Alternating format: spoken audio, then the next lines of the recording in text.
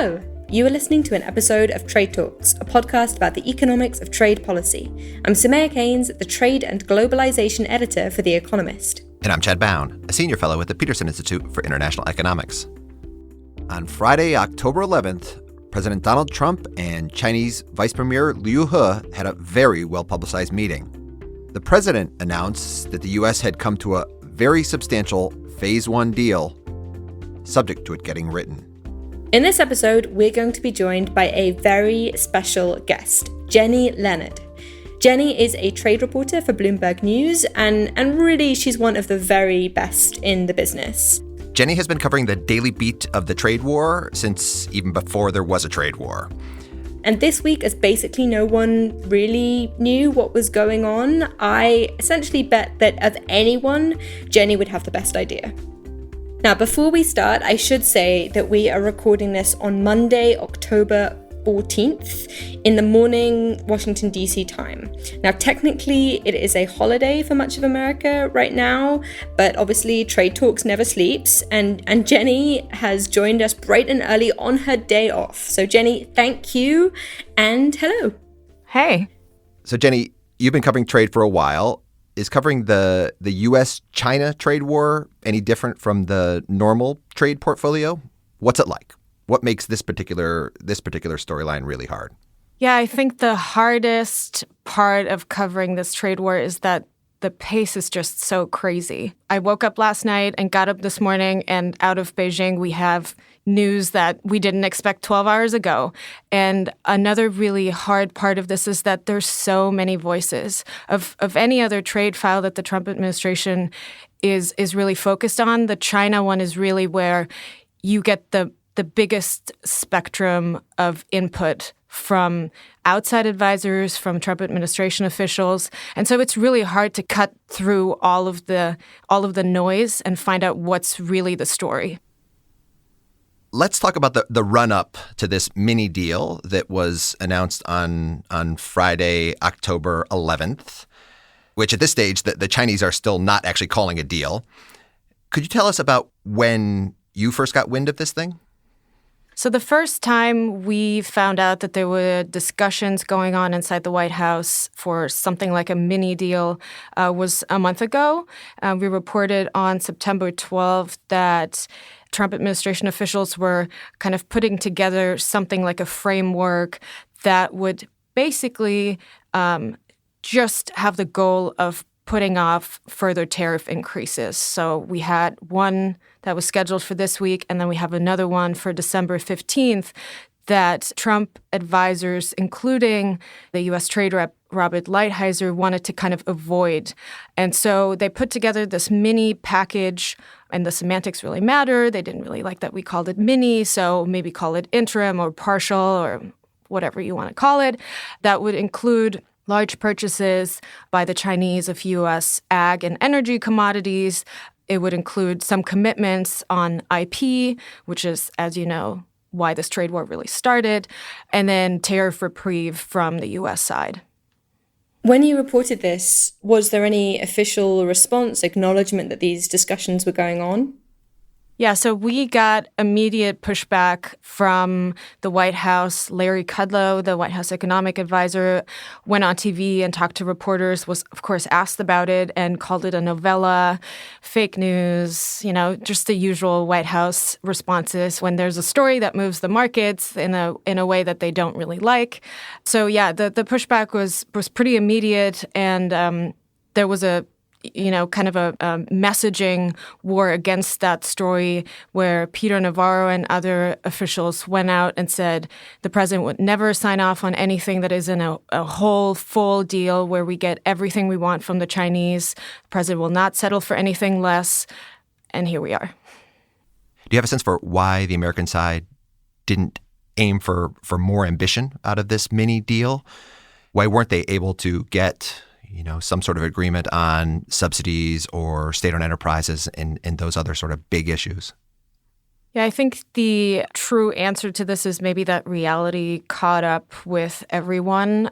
The the mood at the table got worse and worse over the past year and a half with multiple, tariff increases and other things like the blacklisting of Chinese companies that are very important to the Chinese leadership. Obviously, we have Hong Kong going on right now. So I think in September, when we reported on these talks, people were having a reality check inside the White House and said, what could we get that would be not embarrassing to the president to endorse, but would also serve as sort of a holdover so we can not go forward with tariffs in December, which, as you know, would tax every single iPhone and laptop and kid's toy. And that would really probably start to bite into the U.S. economy. And people like Robert Lighthizer know this. So they were kind of coming to terms with the reality here. What can we realistically get from the Chinese in this short time frame, and then maybe take another crack at it later? And so that's kind of where we got, the package that they announced on Friday. So even with this narrower, less ambitious sort of mini interim deal, were you getting the impression that there were differences between the two sides? What were the points of disagreement in this most recent round of talks? Yeah, I think there's always disagreement at the table between, the U.S. and China on, one, how to sell anything, which we see right now. One side calls it a phase one deal. One side calls it progress that needs more talks until we actually get to sign something. But even on the substance, the U.S. was pushing for tangible outcomes on IP. We know that for months now, they have been kind of stuck on how to figure out enforcement of this whole deal. So we had a sense that they were trying to get to this mini deal, but there's always disagreements between the two sides. But then leading up to this week, we had these additional complications that got introduced. You had this flap with the National Basketball Association. The Houston Rockets general manager, started tweeting out things about Hong Kong. You had 28 more Chinese companies being added to the Americans Entity List, bringing up the Uyghurs and the human rights violations in China. Was there a sense that some of that might actually interfere and we might actually not get a deal this time around? I think it was definitely an interesting backdrop to this meeting last week. Generally, I think that a lot of the stuff that we kind of follow in real time, when a meeting happens, it's almost baked. Or in this case, it was baked that they would get to something, because it was very clear more than a month ago that President Trump wanted a deal. He wanted something to announce. Clearly, they had to narrow the scope significantly. But I also looked at this and said, wow, this is kind of an even crazier time in the relationship, given, everyone now in this country seems to be paying attention to what's going on in Hong Kong because it's now related to NBA and U.S. culture.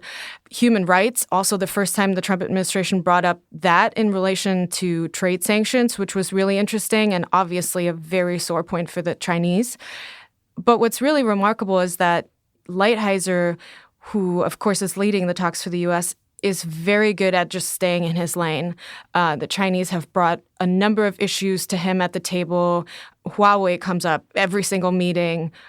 They want to talk about export controls. So they have their laundry list of things that they want to kind of bring into the talks. And Lighthizer is very good at saying, this is not my file. You need to talk to someone else in this administration. Or actually, sometimes he says, this decision is above my pay grade. And that's true.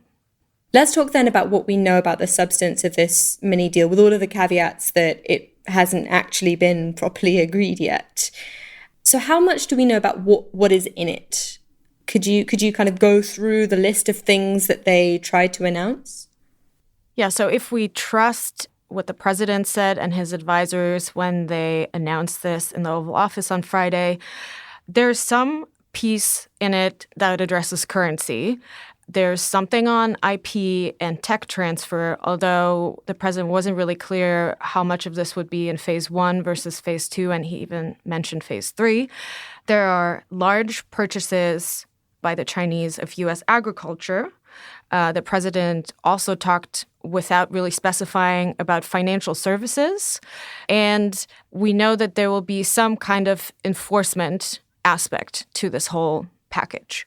I think we know very little about the actual details for each of these items, and we probably won't know or see this until roughly in a month if they actually do go forward with signing this at APEC in November. What is interesting is that on the currency piece, that was something that the two sides had actually agreed on roughly 8 months ago. And that was sort of the first thing they wanted to roll out as, maybe we're getting to an agreement, or, this is a goodwill gesture. And obviously we know since then the Trump administration labeled China a currency manipulator. That's kind of still in the balance if that label holds or not. On agriculture, the president said that China would buy over the next 2 years 40 to 50 billion, which seems like a lot. It's kind of double what China bought in 2017, which is pre-trade war levels, so when the relationship was actually pretty good. Also unclear is really what commodities the Chinese will buy. We haven't really heard from the Chinese if this is how they see this deal coming together, or if they actually did have a handshake deal on any of these items. So that will be interesting to find out from Chinese state media in the coming days, I would say. And of course, the other big piece of this, I suppose, is President Trump has said he won't raise the tariffs on October 15th from 25 to 30% on the $250 billion worth of imports from China. So that's something. But they haven't said anything about putting off the tariffs that are scheduled to go on December 15th. So I guess that's still an open question, or at least on the U.S. side, hasn't been something they're willing to give up. Stepping back a bit, how confident are you in the idea that this agreement that the White House said had been made on Friday, that this thing is actually going to stick? If we had recorded this podcast on Friday afternoon or Saturday, I would have told you I think it's going to 100% derail. And because if you look at when they will supposedly sign this deal until the 2020 election, we have exactly 1 year where this is just open attack season on what Trump didn't get in this deal. The news this morning kind of confirmed what I was thinking, and that the Chinese said, actually we're not ready to sign anything until we have more talks, until we know for sure that a tariff increase or the next round of tariffs that's scheduled for December 15 is not going into effect, and probably a bunch of other things that the Chinese put on the table as a condition for this to be signed. So the announcement on Friday, of course, was good news for farmers, everyone who wanted to, believe in this actually working out.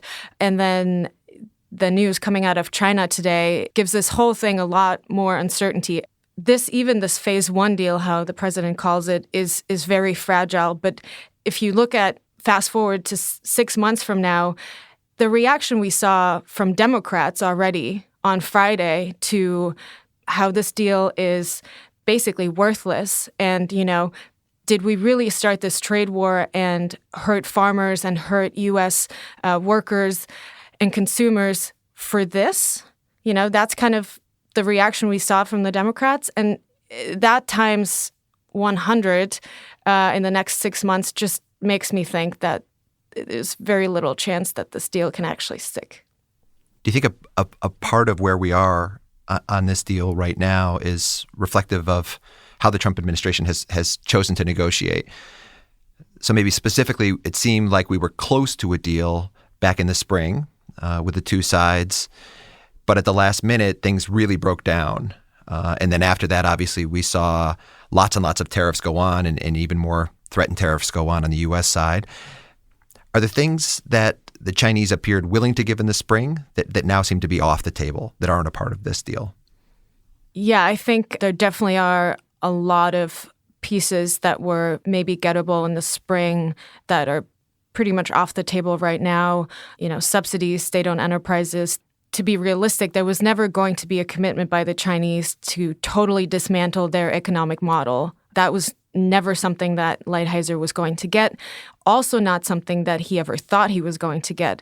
But there was some kind of resemblance of a concession by the Chinese to say, we can acknowledge this in this deal. We can be more transparent about the subsidies that we give, which, is a longstanding complaint by the U.S. So that's something that would have been a very good way to sell this deal at home. There was also, according to my sources, there were actually commitments by the Chinese on cloud and data and IP that went beyond what we will see in any deal now. On IP and tech transfer, again, that's why the Trump administration started this whole trade war and why they thought tariffs are necessary to offset the economic damage that China does by stealing our IP and forcing technology transfer. So on those items that are really core to this whole dispute, there just won't be anything with teeth in any deal that they get now. And do you have a sense for why that is? Was it that, back in the spring when the Chinese finally saw what those commitments would have meant once they were written down, that they couldn't agree? I think Liu He, the chief negotiator for the Chinese, came here with less of a mandate than we all thought he did when he returned home in the spring with something that was good in Bob Lighthizer's eyes. It wasn't good for the Chinese leadership back home once the Politburo had been briefed. There also, of course, is this impulsiveness by the president of reacting to basically negotiate on Twitter, right? I mean, if it was just Bob Lighthizer doing his job, negotiating behind closed doors, which is how he wants to negotiate, and kind of treating the Chinese with the pressure, but also the respect that's necessary to get them to the table and have them stay at the table, maybe this could have gone differently. The feelings by the president towards China and Xi Jinping have been so hot and cold that the Chinese are actually worried about an embarrassment. They don't want to, again, repeat what happened in 2017 and in 2018, where they had something and thought they actually knew how to handle President Trump, and then he proved them wrong. So I think in terms of next steps, you already mentioned that perhaps in about a month, they're going to see if they can translate this verbal agreement into something written on paper. So that's what we should all be looking out for. Is there anything else that you're watching out for apart from that meeting, or is that where all of the action is? I think in the near term between now and the signing of this potential agreement, what I will be looking for is what is the reaction in the U.S.? What are lawmakers saying about this phase one deal, both on the Democratic and the Republican side? We already saw that Democrats, as expected, went after this deal and said it's not addressing what you got us into this trade war for.